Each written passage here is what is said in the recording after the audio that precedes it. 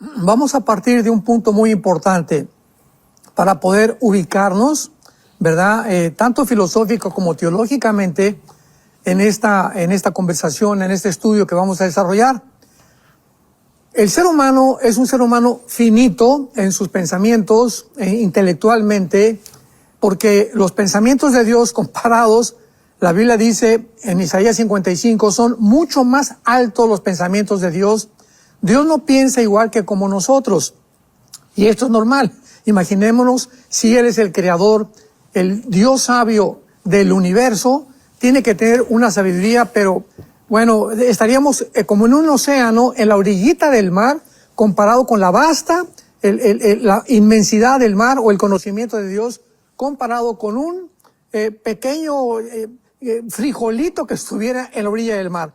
Simplemente para que tengamos esta simetría adecuada.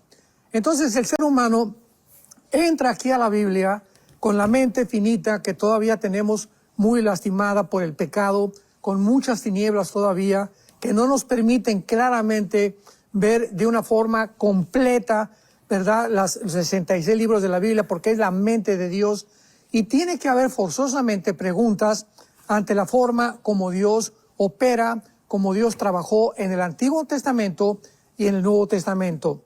Entonces, en el Antiguo Testamento tenemos un pasaje, por ejemplo, en Deuteronomio capítulo 20, versículos 16 al 18, que dice lo siguiente: es la orden que le da Dios al pueblo de Israel, al ejército de Israel, que en las ciudades de estos pueblos que Dios te da por heredad, ninguna persona dejarás con vida. Ya aquí comenzamos a asombrarnos y a echarnos para atrás, ¿verdad? Está ordenando Dios que no dejen absolutamente, cuando entren a algún pueblo, a nadie con vida, sino que los destruirás completamente, al ateo, al amorreo, al cananeo, al fereceo, al heveo y al jebuseo, como Jehová tu Dios te ha mandado. ¿Para qué? Para que no les enseñen a hacer según sus abominaciones y que ellos han hecho para sus dioses, y pequen contra Jehová vuestro Dios. Aquí tenemos entonces que entender algo. El pueblo de Israel está entrando a una tierra, a una zona geográfica que se llama Canaán, o la tierra famosa de la leche y miel. Toda esta zona, todo este territorio estaba infestado por los cananitas, las tribus que acabamos de mencionar, y eran no solamente idólatras, eran homosexuales, había lesbianismo, bestialismo, había toda clase de degradación moral e inmoral en contra de Dios. Entonces el pueblo de Dios iba a entrar a esa zona que estaba infectada genéticamente y moralmente por tanto pecado. Entonces era lógico, ¿verdad?, que Dios dijera, pues Dios es el creador de la vida, ¿sí o no? Bueno, si tú eres el creador de la vida, entonces tú tienes derecho a la vida. Pero como tú y yo no somos creadores de la vida, no tenemos derecho a la vida. Entonces, partiendo de este punto filosófico, Dios es el creador de la vida. Él tiene, Dios, el derecho de quitar la vida a quien Él quiera, como Él quiera y cuando Él quiera. De esto no puede haber ninguna discusión. El problema estriba cuando nosotros encontramos, por ejemplo, un avión se cayó con 200 pasajeros. ¿Cómo lo consideramos? Una tragedia. ¿Por qué? Porque murieron 200 personas al mismo tiempo en un accidente aéreo. Pero esas 200 personas que iban en el avión tenían que morir. Tú y yo tenemos que morir, todos tenemos que morir de diferentes formas, en un accidente, en una enfermedad, etcétera, etcétera. Entonces, la forma como Dios determina que nosotros muramos no está en nosotros. Todos quisiéramos morir tranquilamente en un hospital, rodeados de enfermeras, con aire acondicionado y morir en paz, pero desgraciadamente no es así. Hay millones de seres humanos y cristianos que han muerto como mártires, como el Coliseo romano, que los quemaban vivos o los echaban a las fieras y a los leones. Entonces, tenemos todos que morir. Entonces, la forma como Dios escoge que mueran ciertos grupos de personas, tiene su razón Dios para hacer que ellos en ese momento cesen de vivir. Y viene otra pregunta. Bueno, pues lo podemos entender un poco, pero ¿qué de los niños? Y cuando hablamos de los niños, vemos a Dios o lo han calificado como un sádico, como un criminal, como un cruel, como un misógeno también que en contra de las mujeres. Tantos calificativos tan absurdos por la mente limitada, repito, que tiene el ser humano de no entender los pensamientos de Dios. Entonces, vamos a recordar que Jesucristo dijo que todos los niños y les pertenecía el reino de los cielos. Dejen a los niños que se acerquen a mí, porque es el reino de los cielos. Cuando Dios involucra a los niños en este exterminio de estos poblados cananitas, es para salvar, era un acto de misericordia de Dios, porque esos niños, en lugar de que dejarlos crecer para que se convirtieran en depravados, en degenerados como sus padres, Dios prefirió llevárselos al cielo. Así que todos esos niños que murieron, ¿verdad? Prefirió Dios llevárselos con Él en un acto de misericordia a dejarlos a vivir. Entonces, cuando comenzamos a entender esto, comenzamos a entender de qué forma tan precipitada, con tanta alevosía, con tanta ventaja, podemos nosotros comenzar a atacar al Creador de la humanidad y atacar la Biblia simplemente porque no hemos entendido los pensamientos de Dios. Por ejemplo, Levítico 18, versículo 19. Comencemos a leer. Dios, por eso la Biblia se llama la Biblia, la Santa Biblia, porque no nos oculta la verdad. Nos dice tal como las cosas son y tal como el ser humano se comporta. Levítico 18, 19. No te llegarás a la mujer para descubrir su desnudez, mientras esté en su impureza menstrual. Número 1, Dios le prohibió a Israel tener relaciones sexuales con su esposa durante la menstruación. Una ley que sigue vigente para nosotros y que ya la medicina a través del tiempo lo ha descubierto, ¿verdad? Entonces, durante el tiempo, esos 7 días de la mujer que tiene al mes son sagrados. Si tú eres cristiano, tenemos nosotros que respetar esto, y en esos 7 días la mujer cambia sus hormonas, se vuelve muy sensible, llora porque vuelan las moscas. O sea, es una hipersensibilidad tremenda en la que tenemos que tener mucho más misericordia con ellas, más caballerismo, más detalles de regalarles flores por lo menos, o encargarnos nosotros de los niños durante ese tiempo. Veamos la sabiduría de Dios desde este principio. Lo dice el versículo 20. Además, no tendrás acto carnal con la mujer de tu prójimo, contaminándote con ella. Dios les prohibió la fornicación con una mujer que no fuera su esposa, y antes del matrimonio les prohibió también tener relaciones sexuales antes de casarse. ¿Por qué? Porque dice la Biblia, te puedes contaminar con ella. Se descubrió el siglo pasado el famoso VIH, el SIDA, se descubrieron todas las enfermedades venéreas, el herpes, etcétera, etcétera, que venían derivadas de qué cosa, de tener relaciones sexuales con personas o con mujeres que no tienen absolutamente ninguna limpieza, ¿verdad? Por eso es el matrimonio, para evitar las enfermedades venéreas y enfermedad que pueda contaminar nuestra salud. Y luego dice el versículo 21, y no des tus hijos para ofrecerlos por fuego a Moloc, no contamines tú el nombre de Dios. No solamente ellos tenían inmoralidad, no solamente abusaban de sus esposas en su periodo menstrual, y no solamente ellos fornicaban, sino que además le entregaban sus niños recién nacidos o menos de 2 o 3 años a un dios que se llamaba Moloc, que tenía como una charola enfrente de la estatua donde ponían aceite hirviendo, y ahí ponían a los niños como un sacrificio al dios Moloc. Ahora en el siglo XXI tenemos nosotros la práctica del aborto. ¿Por qué? Porque, vuelvo a repetir, nosotros no somos los creadores de la vida. No tenemos el derecho a quitarle la vida a los niños ni a nadie que más que a través del gobierno, como lo vamos a ver, que es cuando se ponen penas de pena de muerte, etcétera, etcétera, o cuando es en defensa propia, o cuando es en defensa de terceras personas, o cuando es un otro pueblo abusando de genocidio, donde tenemos que intervenir militarmente.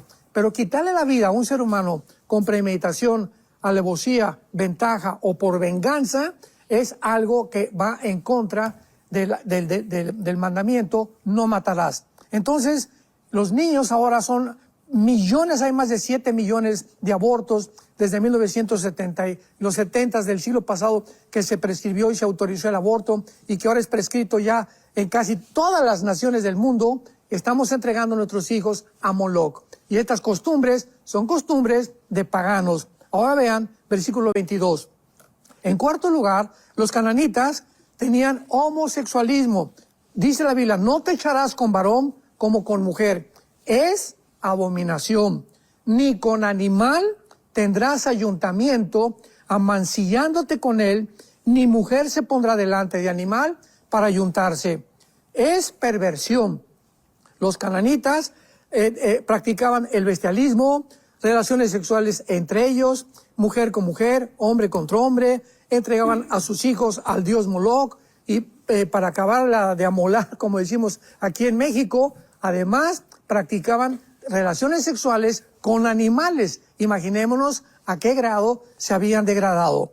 Ahora continuemos leyendo y veamos en el versículo 24 que dice, en ninguna de estas cosas te amancillarás, pues en todas estas cosas se han corrompido las naciones. ¿Cuál es la causa de la corrupción de las naciones?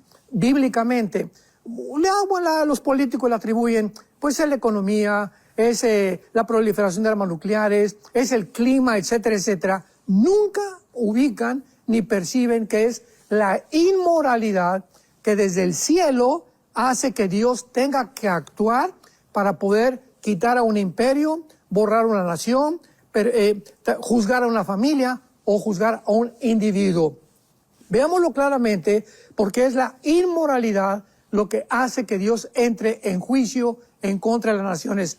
En los pensamientos del ser humano tan limitados que tenemos, no comprendemos que para los pensamientos de Dios esto es lo más grave que pueda haber, porque entonces una nación corrompida moralmente, pues ya vamos a tener, imaginémonos que todos tengan dos parejas de hombres hijos y 2 parejas de mujeres hijos. Imaginémonos, esa nación no puede prevalecer. ¿Por qué? Porque el hombre viene de un hombre y una mujer. Y cuando se rompe este parámetro que Dios ha establecido, viene entonces lo que Dios castiga. Ahora veamos esta verdad en Isaías 24. En Isaías 24, versículo del 3 al 6, de qué forma Dios claramente nos muestra que la inmoralidad contamina las naciones, contamina la misma tierra, el mismo clima. ¿Quién se podría imaginar de esto? Ciclones, terremotos, le echamos la culpa a Dios, porque es la inmoralidad a la que el mundo ha llegado. Isaías 24, versículo 3, describe hace 2700 años el profeta Isaías las razones por las cuales el mundo va a terminar como va a terminar. Abramos nuestros oídos a la palabra de Dios. La tierra será enteramente vaciada. Isaías 24:3, completamente saqueada, porque Jehová ha pronunciado esta palabra. Se destruyó, cayó la tierra, enfermó el mundo, enfermaron los altos pueblos de la tierra. Se describe hace 2700 años una población enferma, una población devastada completamente, como lo vamos a ver, por la inmoralidad, no por el clima, ni por las enfermedades, por la inmoralidad. Y se contaminó la tierra, versículo 5, bajo sus moradores, porque traspasaron las leyes, falsearon el derecho y quebrantaron el pacto sempiterno. Por esta causa, enfatizo, la maldición consumió a la tierra y sus moradores fueron asolados. Por esta causa fueron consumidos los habitantes de la tierra y disminuyeron los hombres. Veamos nosotros, hemos traspasado las leyes morales de Dios, hemos falseado el derecho y hemos quebrantado el pacto sempiterno que está dentro del matrimonio. Entonces, pues ahora, ¿verdad? Cuando nosotros comenzamos ya a hacer el matrimonio, no es entre hombre y mujer, vamos a redefinir el matrimonio, vamos a usar el sexo de la manera que a nosotros nos dé la gana, conforme yo lo sienta, porque bajo la justificación de, pues, es amor, el amor que le tiene un hombre, le puede tener una mujer. Eso es perversión, porque estamos completamente torciendo la palabra de Dios. Estas son las razones principales por las cuales Dios no podía permitir que su pueblo, al entrar a la tierra prometida, se contaminaran por la increíble, profunda devastación moral a la que habían llegado. Y además es muy importante considerar lo siguiente: Dios nunca juzga precipitada, ni intencional, ni tampoco de una forma en la que antes no haya tenido el ser humano el tiempo para el arrepentimiento. Por ejemplo, en los tiempos de Noé, que Dios devastó a todos los seres humanos a través del diluvio. ¿Por qué? Veámoslo en Génesis 6, versículo 11 y 12. Génesis 6, 11 y 12. Y se corrompió toda la tierra. Esta palabra, shahat en el hebreo, significa corrupción moral. Se corrompió la tierra, o sea, igual que en el diluvio, igual que en Sodoma y Gomorra, cuando iban a entrar los israelitas a Canaán, otra vez la corrupción era moral. Por toda la Biblia vemos nosotros de qué forma Dios es tan serio en contra de la moral y de la pureza sexual que su pueblo, que somos nosotros los cristianos, debemos de tener. Se corrompió la tierra y la tierra estaba llena de Hamás. Esta palabra, violencia, es Hamás, la palabra que usan el grupo terrorista en la franja de Gaza. Hamás significa violencia y la tierra estaba llena de violentos, o sea, una violencia por secuestros, asesinatos, crímenes, violencia a las mujeres, etcétera, etcétera. Y miró Dios la tierra y aquí estaba corrompida. La misma palabra, shahaz, porque toda carne había corrompido su camino sobre la tierra. Dios tuvo que intervenir y durante 120 años Noé estuvo predicando la palabra de Dios para que se arrepintieran, para que se volvieran a él, y la gente y comenzó a construir una arca Noé, algo más difícil porque no había llovido. Entonces, como la gente decía, ¿cómo puede este hombre estar tan loco de predicarnos que nos arrepintamos? Y está construyendo un barco cuando ni siquiera ha habido lluvia.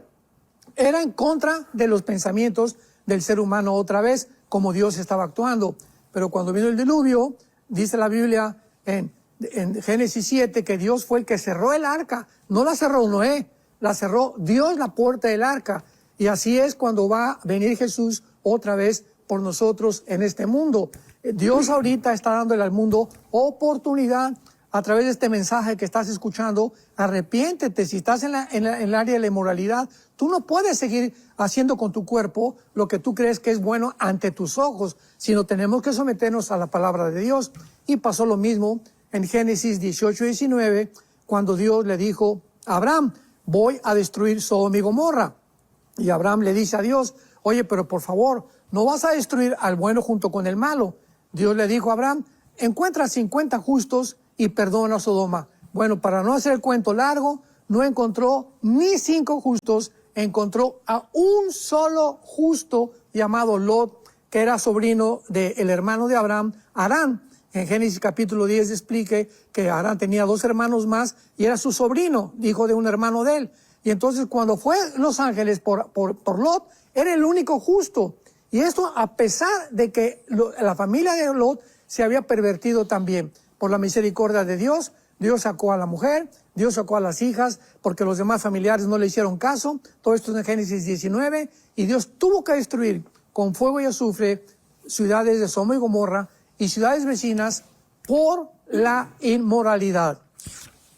Y veamos nosotros ahora rápidamente, para poder ubicarnos en el Nuevo Testamento, en el libro de Colosenses, capítulo 3, la advertencia que Dios nos hace a nosotros los cristianos. Dice así, Colosenses, capítulo 3, versículo 5 y 6.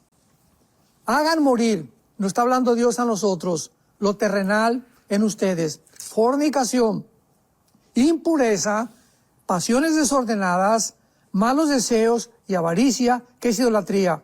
Escuchemos, cosas por las cuales la ira de Dios, cosas por las cuales quieres hacer enojar a Dios, vive una vida de inmoralidad. La ira de Dios viene sobre los hijos de desobediencia. Qué clara es la Biblia respecto a la forma en la que Dios puede ahora justificar ante los ojos, que lo condenan como un monstruo, porque tuvo que decirles a miles de personas, ustedes ya perdieron el derecho a seguir viviendo en el planeta Tierra.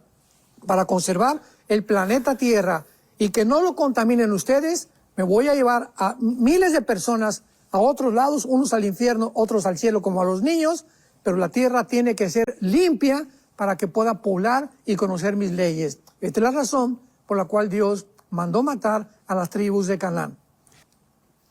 Muy buena pregunta, Roger, porque de ahí, de esta desinformación, de esta ignorancia, la gente habla sin saber lo que está diciendo, ni el significado, ni siquiera de las mismas palabras. Este es un problema en los debates también.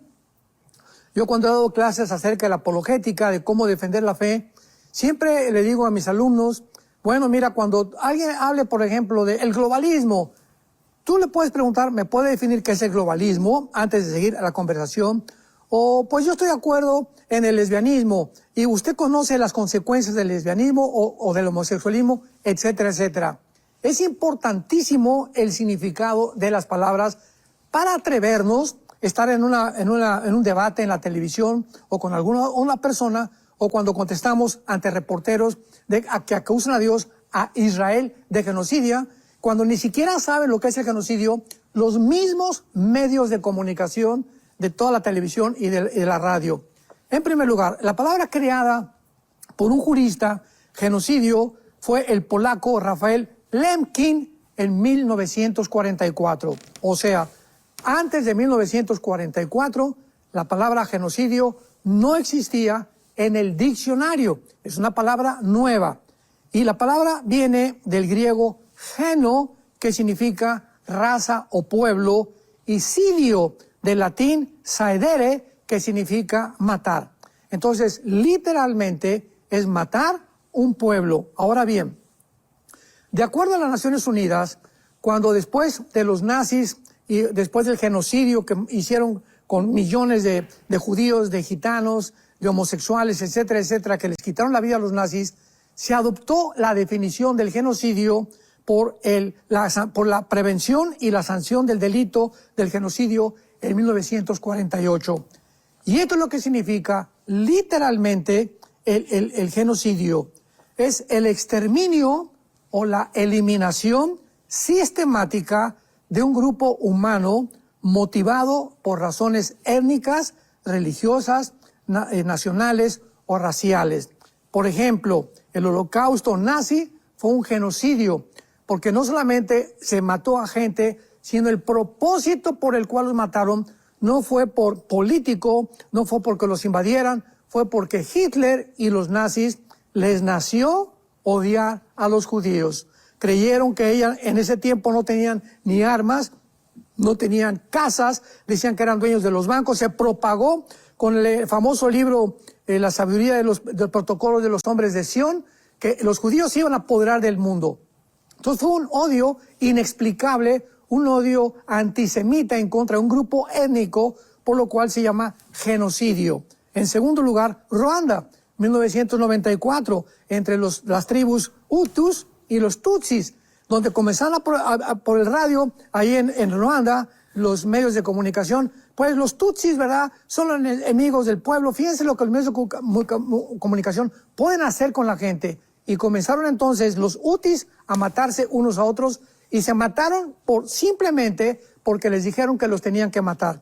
En tercer lugar, el armenio en 1915 por el Imperio Otomano, Bosnia en 1995, la matanza que hubo en Bosnia y la actual matanza actualmente de Siria contra los drusos. Esos son calificados, no por la Biblia, por las Naciones Unidas, de genocidio. Entonces, ¿cómo puede las Naciones Unidas o cómo puede la Corte Penal en Europa calificar o acusar a Israel de genocidio cuando entró a Gaza y no acusa de genocidio en todas estas circunstancias que acabamos de mencionar? Entonces, qué importante es que podamos nosotros definir las palabras para que podamos darnos cuenta de que antes de poder defender o agredir o atacar algo o a alguien, tengamos la comprensión mínima de lo que estamos hablando.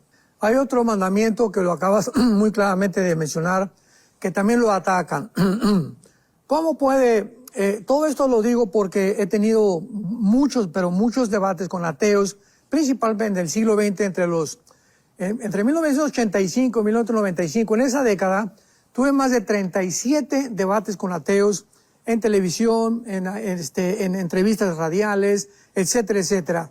Y casi siempre todos los ateos, o los que yo enfrenté en aquella época, porque fue el siglo de los ateos, el siglo pasado, Jean-Paul Sartre, Friedrich Nietzsche, Irving Russell, y todos, Sam Harris y Richard Hawkins, que creo que todavía vive, en fin, siempre usan eso. ¿Cómo puede Dios haber mandado matar? ¿Cómo permitir a los niños? Y otro ataque, que es precisamente el que tú acabas de mencionar, de que acusan a Dios de genocidio, o que es un ególatra.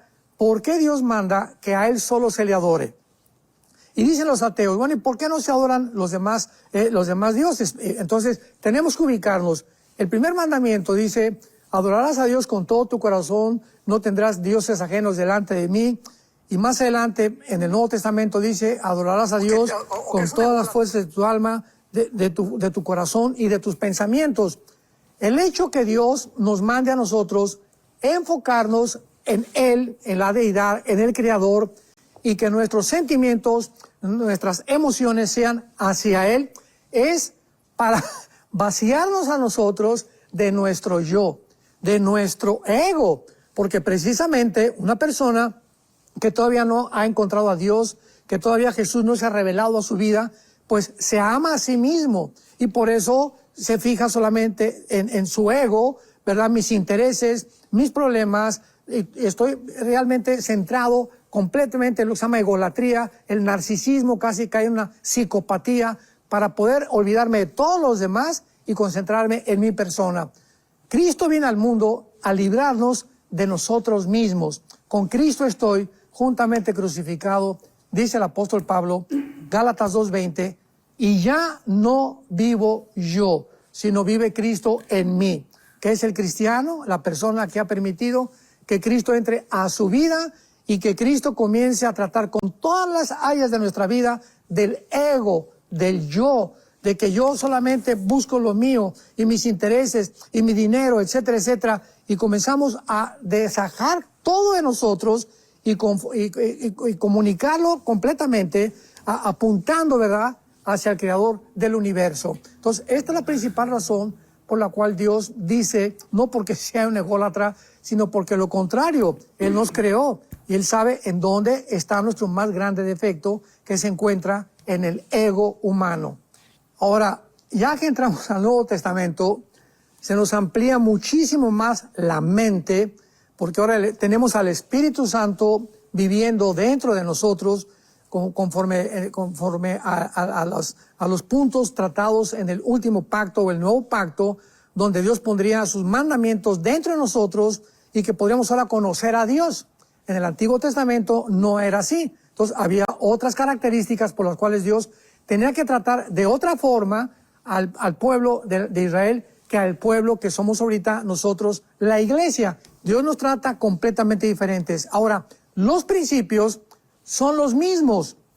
Dios le dijo a Israel, no te cases con personas paganas, no te cases con una persona que no me sigue a mí, porque cuando te casas con una persona que va en contra de tus principios, tanto morales, espirituales, culturales, o etcétera, etcétera, va a haber un conflicto tremendo en el matrimonio. Y esto en el Nuevo Testamento se vuelve a repetir el mismo principio que en el libro del Levítico y Deuteronomio Dios le dio a Israel. Escuchemos al apóstol Pablo en su segunda carta a los Corintios, capítulo 6, versículo 14. No se unan, nos habla a los cristianos, no se unan en yugo desigual con los incrédulos. No se unan, porque ¿qué compañerismo tiene la justicia con la injusticia y la luz con las tinieblas? O sea, si tú eres cristiano y te casas con una muchacha que no es cristiana, ella está en tinieblas, tú ya eres hijo de la luz, va a haber un choque, va a haber un problema que va a ser muy fuerte para poder continuar de una forma adecuada manteniendo ese matrimonio, a menos que pues desde luego, ¿verdad? Ya te casaste, mi esposa no es cristiana, vas a tener que quedarte, orar por ella para que Dios intervenga, pero vas a tener que sufrir. Lo mismo con una muchacha que se casa con uno que no es cristiano, va a enfrentar con problemas muy graves porque ella es cristiana y él tiene otras ideas que van completamente en contra de tus principios que has aprendido en la Biblia. Y dice el versículo 15, y qué concordia hay Cristo con Belial, que es el diablo, o qué parte el creyente con el incrédulo, qué acuerdo entre el templo de Dios y los ídolos, porque vosotros sois el templo del Dios viviente, como dijo Dios.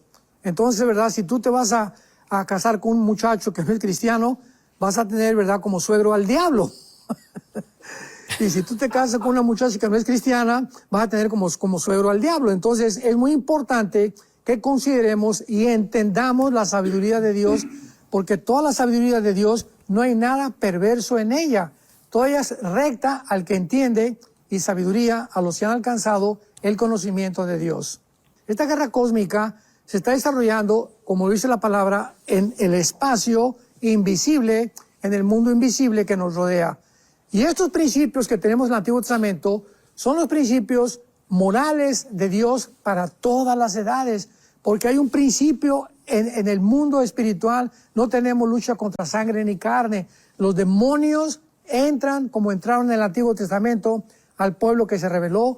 En el Nuevo Testamento, a los cristianos que se rebelan, los demonios, espíritus inmundos, entran a tu vida, no a poseerte, porque un cristiano no puede ser poseído, pero para influenciar en tu vida, en tu mente, para hacer que abortes tú el plan de Dios en tu corazón y que te salgas del camino de Dios, que abandones el camino de Dios y la vida cristiana para destruirte, porque Él vino para matar, robar y aniquilar, como dice Juan 10:10. Entonces, todos estos principios son básicos, porque es una guerra cósmica la que estamos librando, y tenemos que entender la razón de por qué Dios nos manda lo que nos manda, porque detrás de cada orden, de cada mandamiento de Dios, se encuentra la sabiduría de Dios. Pasaron ¿cuántos años? 430 años. Dios le dice a Abraham, vas a salir de la tierra, y en el Éxodo acaba el pueblo de Dios, las 12 tribus, en Egipto. Y cuando estaban en Egipto, en esa esclavitud, tuvieron 400 años, mientras los cananitas estaban en la tierra haciendo todas las cosas que ellos hicieron. Entonces, durante todo ese tiempo, Dios le dio a los cananitas esa oportunidad para que se pudieran arrepentir.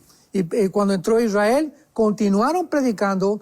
Cuando se murió Moisés, continuó Moisés, después continuó Josué y continuaron el tiempo de los jueces, que fue el tiempo en el que ya los jueces permitieron que estas tribus siguieran cobrándoles impuestos porque les convenía el dinero de las tribus y no se sometieron a los mandamientos de Dios. Y el libro de los jueces termina con una apostasía total porque jamás pudieron obedecer ni entender la mente de Dios.